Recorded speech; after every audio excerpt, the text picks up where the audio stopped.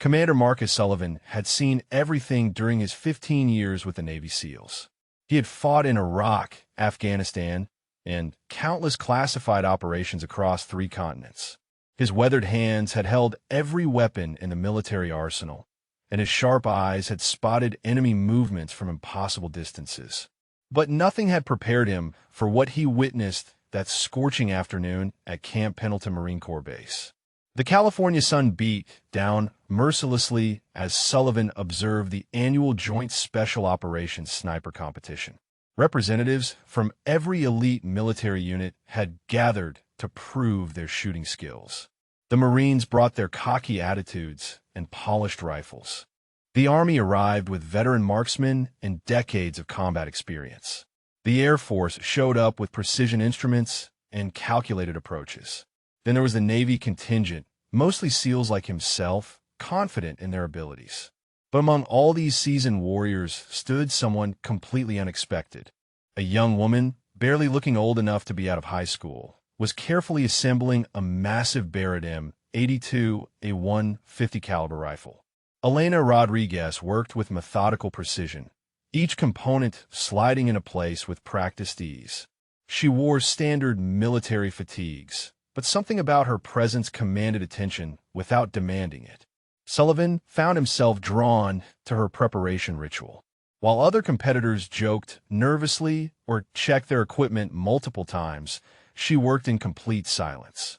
Her fingers moved across the weapon like a pianist touching familiar keys. The Barrett, weighing nearly 30 pounds when fully loaded, looked almost delicate in her capable hands.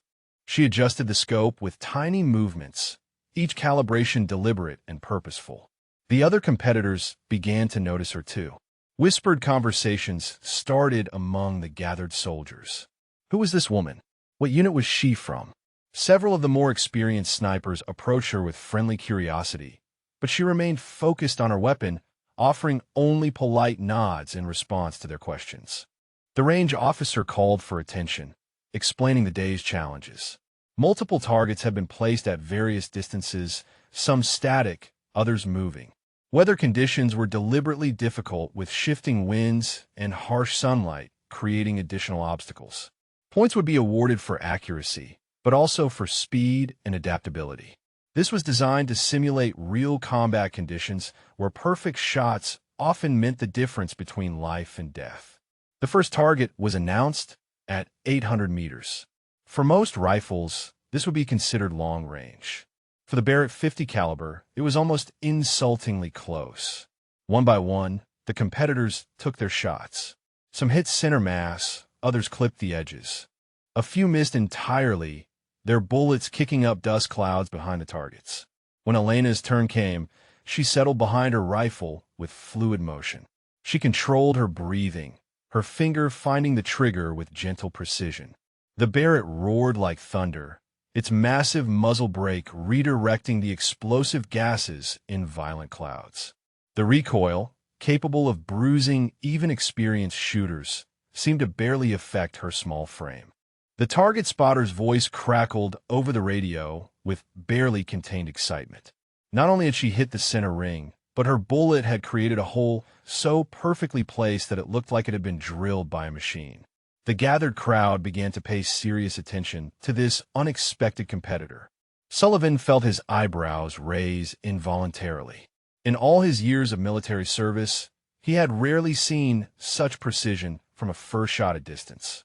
The competition continued with targets at greater distances: 1,000 meters, 1,200 meters, 1,500 meters. With each increasing challenge, more competitors began to struggle.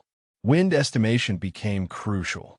Bullet drop calculations grew more complex. The margin for error shrank to almost nothing, but Elena continued her methodical approach. She would study each target for long moments, reading wind indicators that others missed. Her shots came with mechanical regularity, each one finding its mark with devastating accuracy. The sound of her Barrett had become a familiar rhythm, followed inevitably by confirmation of another perfect hit.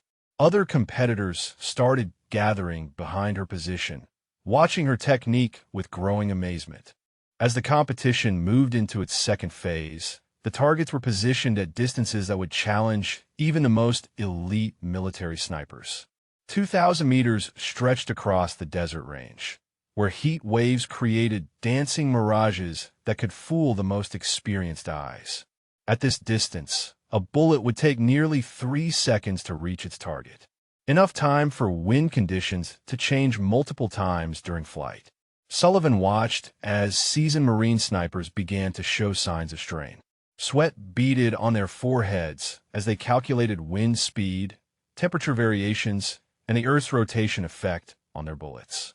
These are men who had made confirmed kills in combat situations. Yet, they were struggling with the mathematical precision required for these extreme distances. Elena remained unchanged. She lay behind her Barrett with the same calm demeanor she had displayed at 800 meters. Her breathing remained steady and controlled. While others used wind flags, atmospheric measuring devices, and complex ballistic calculators, she seemed to rely on instincts developed through countless hours of practice. Her next shot came after what appeared to be minimal preparation. The Barrett's thunderous report echoed across the range, followed by the whistling sound of the massive bullet cutting through desert air. 3 seconds of absolute silence stretched across the watching crowd. Then the spotter's voice crackled with disbelief over the radio system. Another perfect center hit. At 2,000 meters with shifting winds and brutal heat distortion, she had placed her bullet exactly where she intended. The gathered military personnel exchanged glances of amazement. Several of the Marine competitors shook their heads in frank disbelief. This level of accuracy was bordering on the impossible. The competition organizers announced the next phase with obvious excitement. Targets would now be placed at the absolute maximum effective range for the Barrett 50 caliber rifle, 2,400 meters. At this distance, even a perfect shot could be defeated by a sudden gust of wind or a tiny miscalculation in elevation. Most military snipers had never attempted shots at such extreme ranges outside of very specific combat situations.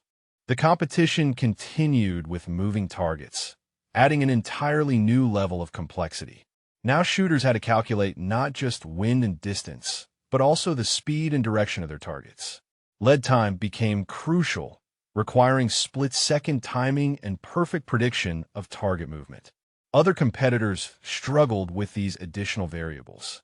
Shooting at stationary targets was one thing, but engaging moving objects at extreme range required skills that bordered on precognitive. Several more marksmen withdrew from the competition, acknowledging they were outmatched by the increasing difficulty. The moving target phase separated the truly elite marksmen from the merely skilled. Mechanical targets began sliding along rails at various speeds and directions, simulating real combat scenarios where enemy personnel rarely remained stationary. Elena observed each failed attempt with quiet attention, as if studying lessons from others' mistakes. When her turn arrived, she seemed to enter an almost meditative state. Her eye tracked the moving target through her scope, following its path while her mind processed dozens of variables simultaneously. Her shot came at what appeared to be the worst possible moment. The target was accelerating. Wind conditions were shifting and heat distortion was at its peak.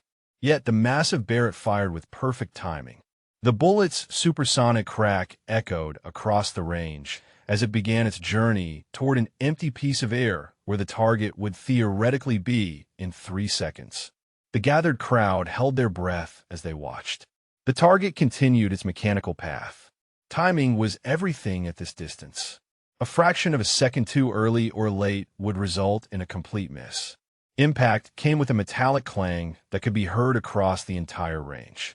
The 50 caliber bullet struck the moving target dead center, sending it spinning wildly on its track before coming to rest.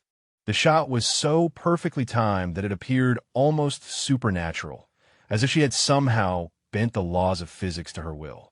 The applause this time was longer and more enthusiastic. Several competitors approached her position to offer congratulations, but she remained focused on her rifle maintenance, already preparing for the next challenge. The final phase of the competition would test skills that went far beyond simple marksmanship. Targets were now placed at maximum range and partially concealed behind barriers.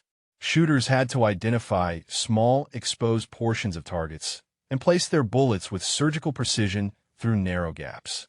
This simulated urban combat scenarios where enemy combatants might expose only small portions of their bodies. At 2,600 meters, the longest shot attempted in the competition, targets presented exposure areas no larger than a dinner plate. Wind conditions had worsened throughout the day with gusts reaching 15 miles per hour from varying directions. The heat was affecting everyone present, causing fatigue and concentration difficulties among even the most experienced competitors. Sullivan found himself completely absorbed in watching Elena work. Her pre-shot routine had evolved throughout the day, becoming more elaborate as conditions worsened.